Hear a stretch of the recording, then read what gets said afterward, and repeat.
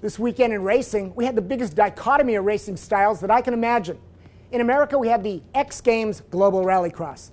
In Europe and England, we had the Goodwood Festival of Speed. Now, I could do a rant-a-thon of my own about the different styles of racing, but what fun is that?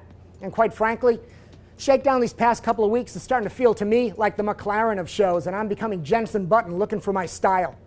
So rather than me do my own thing all alone, I thought back to our Le Mans 24 and a guest we had on from Jalopnik, a guy named Raphael Orlove. He's a racing guy. He knows his craft, and he has his opinions.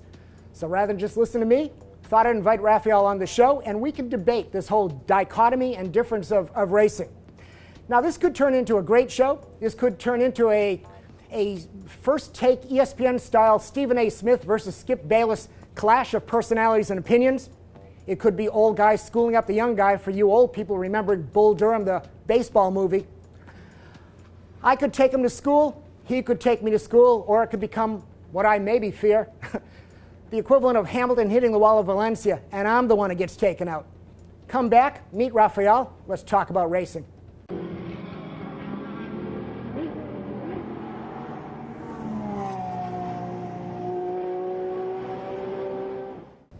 Hey, Raphael. Thanks for coming by. Hey, Leo. I'm glad you remembered me. Of course. We had a good time at Le Mans, and we had a little bit of spirited debate. Indeed. I'm tired of listening to myself talk. Okay, all right. And, you know, it's like an F1 team, as I mentioned in the intro.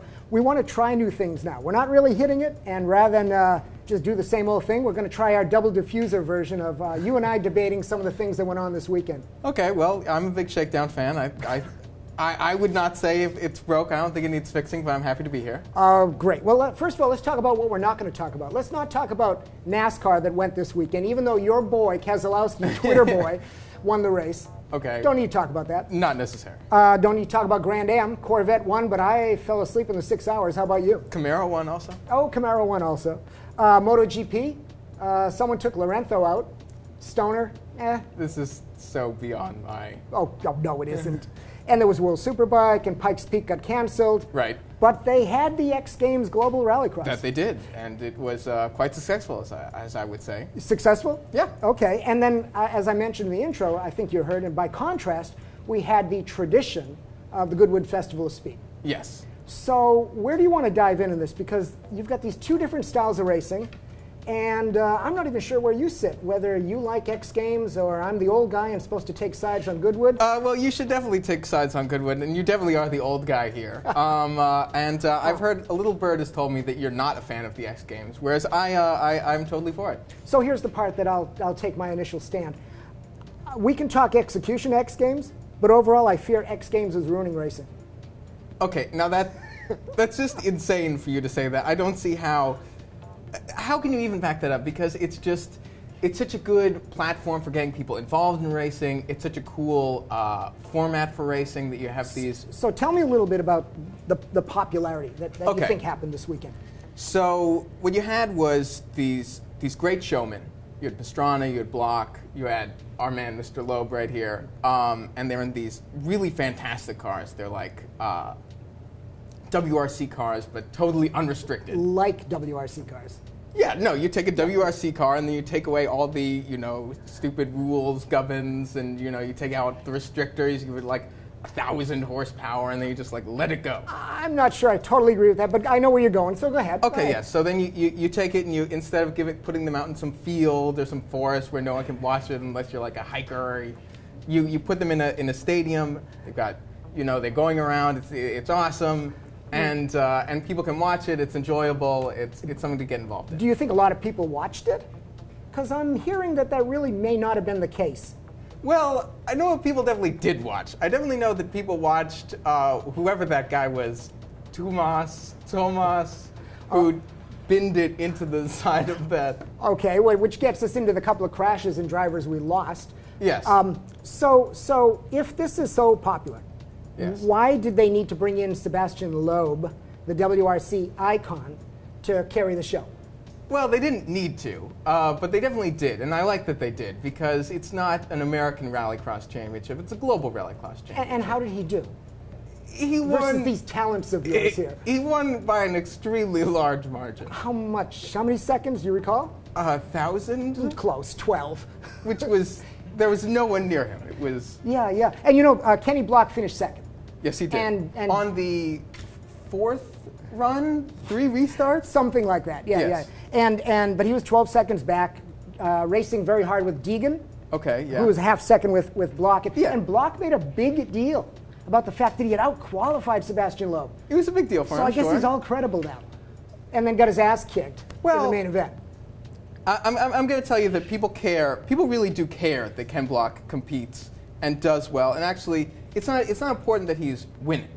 Okay. It's important that he's at this level, that he's involved, that he's scoring points at Rally New Zealand. Has he ever and finished second to Sebastian Loeb before in WRC? No, never even close. Okay, and do you think that WRC has any similarity to this, or is this kind of a perversion of racing for the entertainment value? I'm going to say it's a perversion of racing. No, it was amazing. They had like, you've got WRC, which no one watches. I mean, What? Well, no they one lost watches their the TV WRC. contract. No one around the globe follows WRC. Really? Can you back that up? No one in America watches WRC. No one in America. Which is what I care about. Really? Yes. Have you seen your views when you put stuff on Jalopnik with WRC? They're low. Oh, really? You put you put a Ferrari that's like What fitting about it the into like a special wall. stages? What about the special stages in WRC? Isn't that like? It's a lot like it. The RallyCross? special stages are a lot like it. So at the beginning of every rally, you have a special stage that's, for the PR. You've got a little jump. You go through the city center. It's very exciting. So Ken here's Block crashed into a tunnel in one of them. It was Did really he cool. Really? Did he really? Yeah, I think he did. So here's where I take the stand of could be ruining racing. Ford has plowed a lot of money into global rallycross. Yeah, you can tell. And you actually made the comment off camera that the X Games is like the Daytona 24 of rallycross, Daytona 24 of Grand Am, that Yeah. after this big event, who's following? Who's watching? I think there's a lot to be said for the format, and I think there's a good reason why it would be quite successful, because you've got something that's viewable compared to something like ALMS, Grand Am, any of these old school racing types. You've got something that's short, you've got something that's on prime time, they turn right, and it's not tape delayed, reviewed, Formula One, impossible to watch. They put it up on YouTube. It's a good thing that people can watch. Which was an interesting point. That's part of what you just said. Global Rallycross isn't on TV. X Games is. Yes. So it's like Le Mans versus the other events, or a Long Beach versus whatever the other. of Spa, yes. But do you think most of the viewers are watching the TV broadcast, or are they going to the internet to watch this? If they're anything like me, they're watching it like. Me too. Yeah, the internet? YouTube. No, we Yeah. were talking about this. Yeah, no, I can't imagine everyone was watching it on TV. I mean, I'm sure there are people who are watching it on TV. But no, if I'm watching it, you're watching it on YouTube, you're watching it on a forum, it's getting shared. These are things that you can't do with Formula One. Because What? Formula One owner, FODA, or whatever it is pulling everything off of YouTube and make it impossible to follow. Somehow I'm watching some things on YouTube or F1. Let me go back It's to... a challenge. You're like, they I've had a do challenge- everything to I've do had a to make you challenge feel like finding a criminal. I've had a challenge finding global rallycross. Let me go back to why I think this is ruining racing, potentially. Okay, So Ford has spent a lot of money on global rallycross. that they have. That they have. What if they plowed that money in a bigger way into WRC, beyond their team, into bringing WRC more to America versus this perversion of show? We're showing, by the way, a scene of the special stage at New Zealand, I think. Yes, where Either that or it's Congress in the United States. I don't where know. Ken Block scored 2 points is. Yay! Hey, people care. People care. Do you think people care that? I think people care more about what Ken Block does Then? than specifically. I could say people care more about Ken Block's new Gymkhana video than anything Lewis Hamilton will ever do. Oh my God! and if you're right, And scoring points in the WRC plays into that. and if you're right, what does that to you say about racing? Where we're going? I think people appreciate something that's relatable, something that's cool, something that's exciting. They don't care about the competition. It's just the show. Now, you say this like there's some sort of secret show thing going on. No, I mean you've got something like WRC, something like RallyCross, something like Gymkhana. You've got sideways action. You've got relatable cars. You've got something that people appeal to. Formula One, it's it's a step removed. Well, before we go to Formula One, compare this to Goodwood, the Festival of Speed.